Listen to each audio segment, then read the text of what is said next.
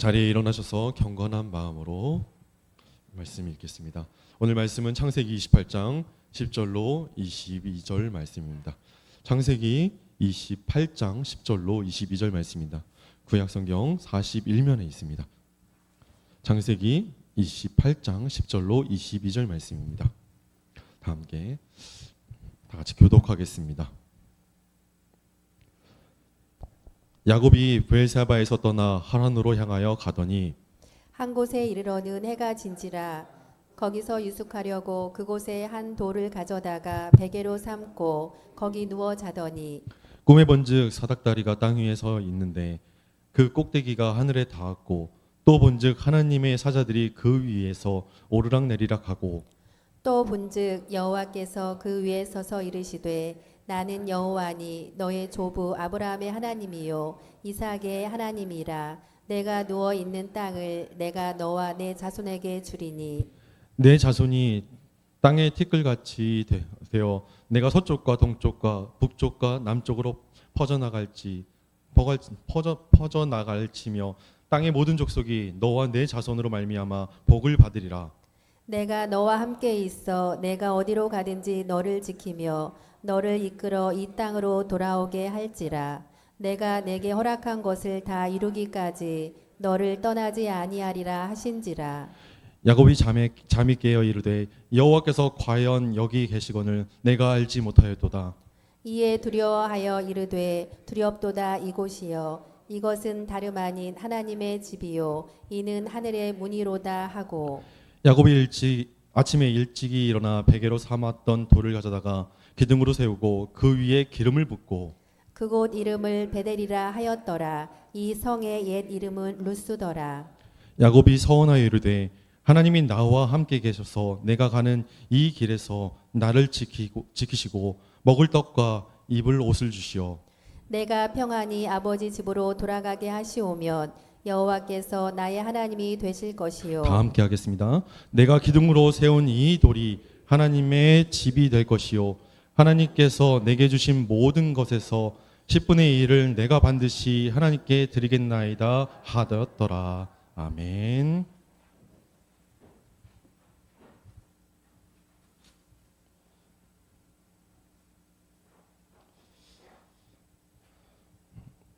오늘 제가 여러분들에게 우리 성도님들에게 전하고 싶은 말씀의 제목은 돌베개에서 꿈베개라는 제목을 가지고 함께 나눠보려 합니다.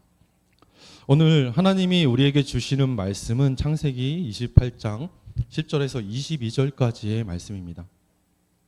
우리는 일생을 살아가면서 많은 고난을 당하기도 합니다. 더러는 이유도 모르고 고난을 당할 때도 있고 때로는 죄값의 징계로 고난을 받을 때도 있습니다. 그런데 여기 목적의 성취를 위해서는 수단과 방법을 가리지 않았던 마치 지금의 현대인들의 전형과 같았던 야곱이 고난을 당하면서 무엇을 배우고 느꼈는지는 우리에게 큰 교훈을 줍니다. 아무것도 가진 것이 없는 불안한 인간 야곱이 하나님의 은혜로 말미암아 모든 것을 소유한 인간으로 변모하는 그 과정을 말해주고 있습니다. 즉 인간이 하나님과의 언약 관계에 확실히 서 있기만 한다면 하나님의 은총을 경험할 수 있는 놀라운 진리를 베델 벌판의 야곱에게서 발견하게 된다는 것입니다.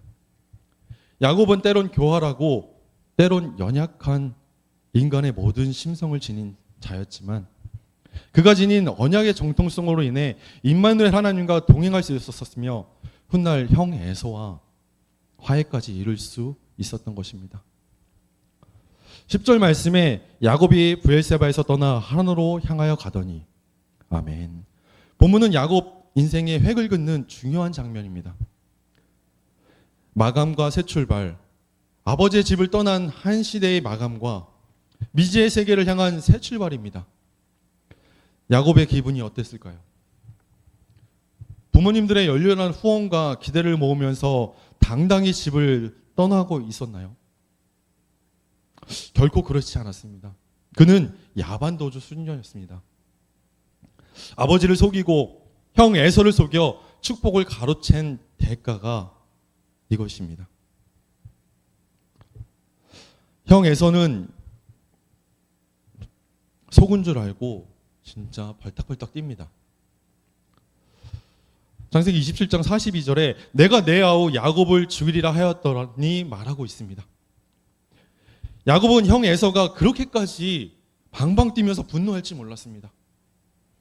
형의 분노에 야곱은 당황했습니다.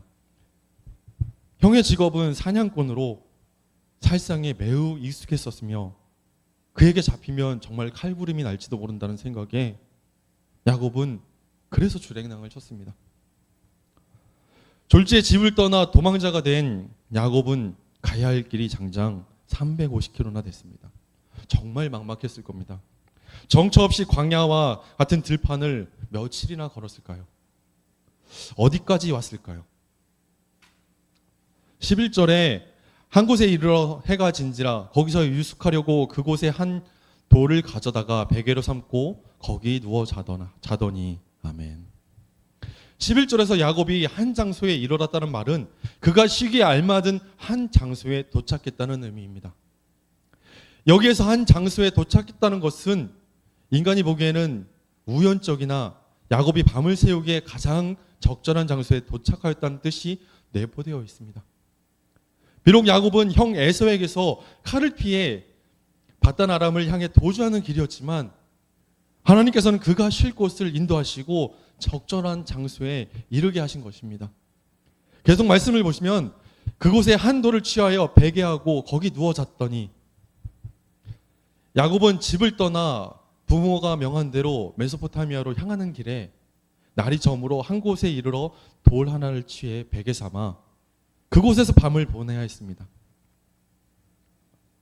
가정에서 조용히만 지내던 야곱은 아무런 고생을 하지 않다가 이제는 의지할 사람 하나 없이 외롭고 슬프고 그렇게 잠을 자야만 했습니다.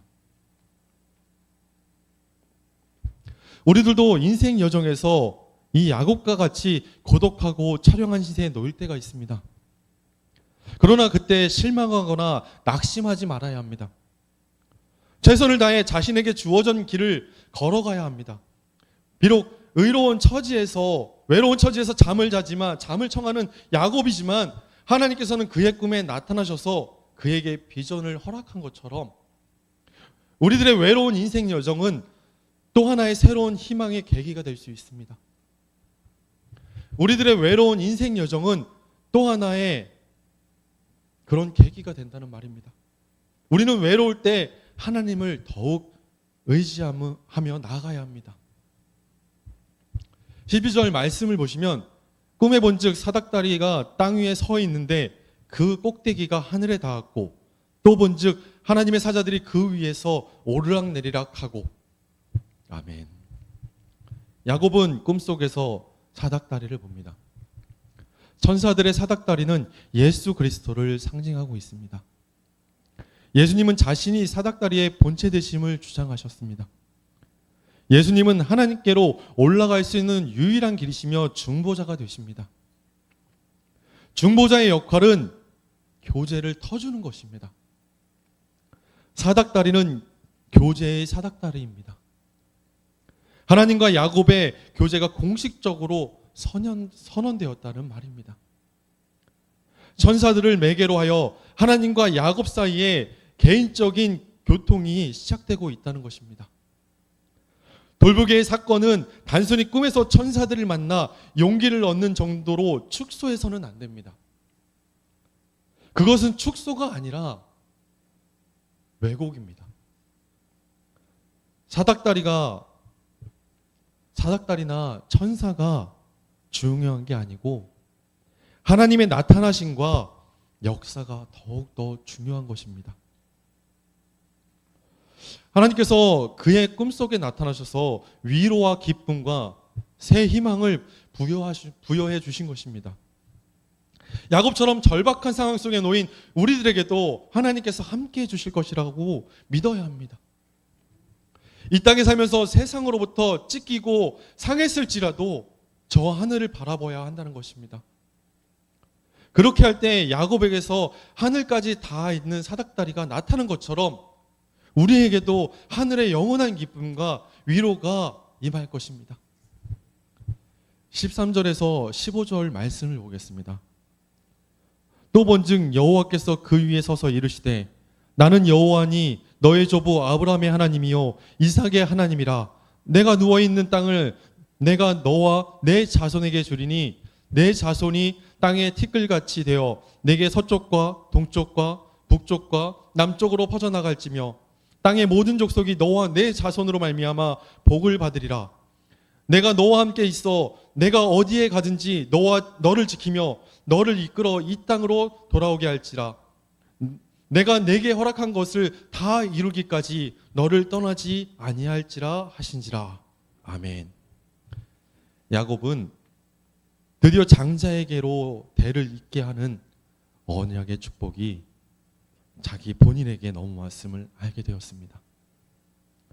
그것은 감당할 수 없는 희열이었을 겁니다. 위대한 깨달음이었습니다. 어디 그뿐이었습니까? 야곱의 장자권을 인정해 주겠다고 앞으로 장자에게 이어갈 모든 아브라함의 축복을 야곱에게 몰아주겠다고 하시고 계십니다. 비록 떳떳하지 못한 방법으로 장자의 명분을 얻었는데 그래도 하나님은 궁유를 베풀어 야곱을 인정해 주신 것입니다. 또한 하나님께서는 야곱에게 가나안 땅을 기업으로 주실 것과 그의 자손이 땅의 티끌과 같이 번성하게 될 것을 약속하고 계십니다.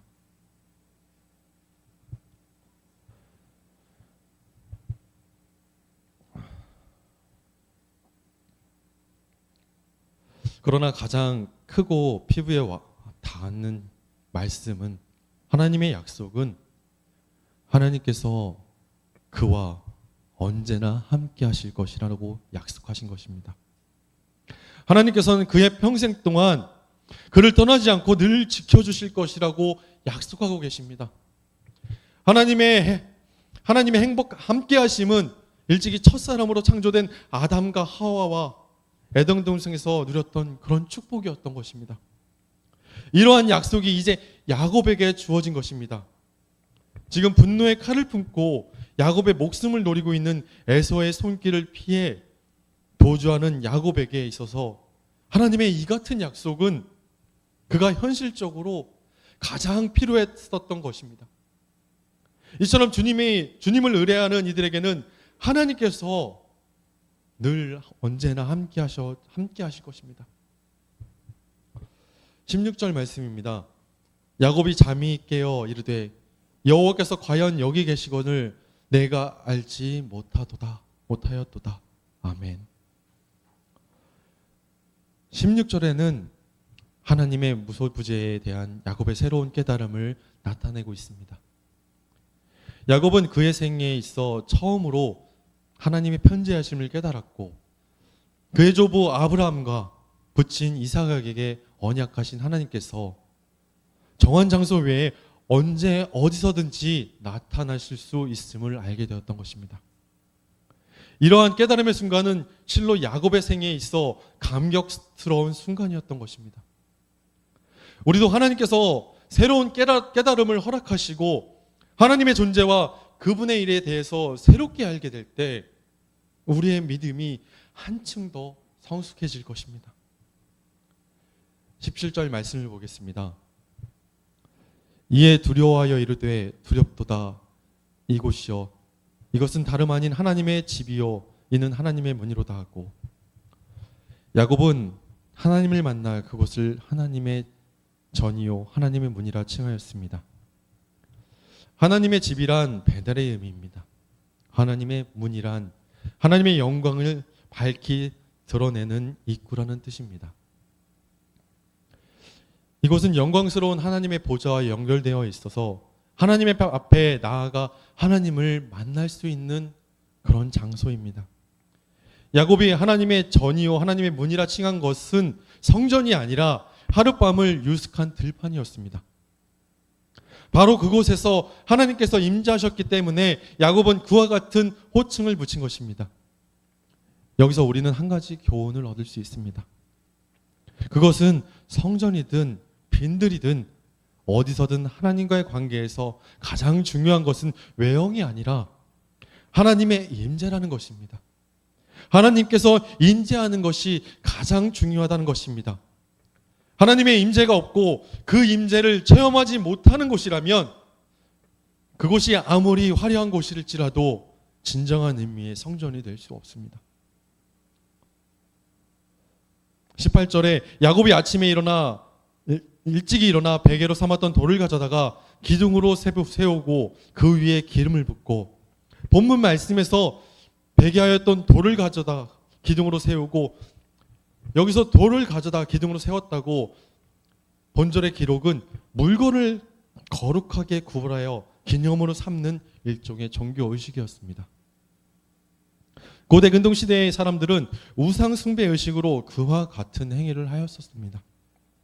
그러나 야곱은 우상 숭배가 아닌 자신에게 나타났던 하나님의 임재를 기념하기 위해서 그와 같은 의식을 거행하였습니다. 야곱은 돌베개로 기름 부어 믿음의 표시를 세움으로 하나님의 약속을 받아들였습니다. 그리고 그 땅 이름을 베델이라 명명하였습니다. 베델은 하나님의 집이라는 뜻으로 예루살렘에서 북쪽으로 16km 떨어진 성읍입니다. 원래의 이름은 루스였으나 베델이 하나님을 만난 것을 기념하여 베델이 된 것입니다. 베델은 그 위에 야곱의 생애 속에 성지가 됩니다. 야곱은 위기에 있을 때마다 늘 베델을 생각하고, 비록 먼 훗날이기는 해도 베델을 찾아 하나님께 예배하며 새롭게 하기도 했습니다. 야곱은 브엘세바에서 떠나 하란으로 향했습니다. 그는 이제 정처 없는 떠돌이가 아니라 큰 민족을 이루기 위해 떠나가는 개척자가 된 것입니다. 베델에 세운 돌베개가 그와 하나님 사이에 새롭게 체결된 언약의 표시가 되었습니다. 언약의 표시를 마음속에 간절히 간직한 야곱은 한층 성숙한 새로운 미지의 세계를 향해서 조부였던 아브라함처럼 당당하게 길을 떠나고 있던 것입니다. 20절로 22절 말씀을 우리 함께 보겠습니다. 다 같이 합독하겠습니다. 야곱이 서원하여 이르시되 하나님이 나와 함께 계셔서 내가 가는 이 길에서 나를 지키시고 먹을 떡과 입을 옷을 주시어 내가 평안히 아버지 집으로 돌아가게 하오시면 여호와께서 나의 하나님이 되실 것이요 내가 기둥으로 세운 이 돌이 하나님의 집이 될 것이요 하나님께서 내게 주신 모든 것에서 10분의 1을 내가 반드시 하나님께 드리겠나이다 하였더라. 아멘. 야곱은 너무 기뻐 하나님께 세 가지 서원을 드렸습니다. 야곱이 맹세한 서원을 요약하자면 이렇습니다. 첫 번째는 여호와만이 나의 하나님이십니다. 두 번째로는 이곳이 여호와의 전이 될 것입니다. 마지막 세 번째는 10의 1조를 드리겠습니다. 야곱은 이렇게 맹세했습니다. 이제 족장의 역사가 명실상부하게 이삭에게서 야곱의 시계로 넘어가고 있습니다. 그것은 마치 구원의 은총이 유대인에게서 이방인에게로 넘어가는 일과 같습니다. 야곱은 기만적인 방법으로 아버지의 축복을 받아내었기에 하나님으로부터 어떤 언질도 없었고 그만큼 두렵고 당황스러웠었습니다. 그러다 이제 베델에서 하나님을 만나 축복의 상속자로 인정받았을 때 비로소 하나님과의 교제가 시작된 것입니다. 그 밤이 지나자 야곱은 다른 사람이 됩니다. 그는 정처 없이 떠도는 것이 아니라 족장의 신분이 되고 족장의 반열로 조상 아브라함 할아버지에게 주신 3대의 축복을 계승하는 당당한 새로운 개척자가 되는 것입니다.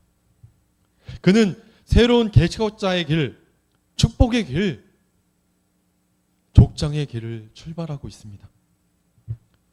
그는 온몸에 힘이 생긴 것입니다.